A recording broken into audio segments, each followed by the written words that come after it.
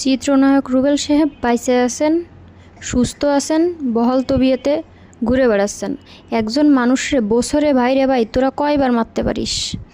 এসব fake news বানায়ে তারপরে হচ্ছে এই যে মানে ভিউজ কামায়ে কি লাভ পাইস তোরা?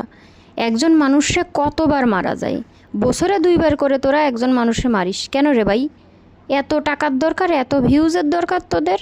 হ্যাঁ, মানুষটা যে সুস্থ আছে, বাইচে আছে, তোদের ভাল লাগে না? তোরা একবারও ভাবিস না যে তার আত্মীয় স্বজন, তার ভালোবাসার মানুষ, তারে যারা ভালোবাসে, তার স্টুডেন্ট, তার ভক্তরা, তাদের উপরে কতটা প্রভাব পড়ে, তাদের উপর কতটা মানসিক যন্ত্রণা তৈরি হয়।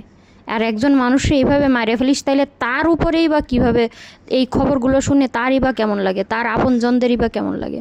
তোদের কি একবারও বুক কাঁপে না এ ধরনের নিউজ করার আগে? সবার উদ্দেশ্যে বলতেছি, চিত্রনায়ক রুবেল সাহেব ভালো আছেন, সুস্থ আছেন, আলহামদুলিল্লাহ। সবাই তার জন্য দোয়া করবেন।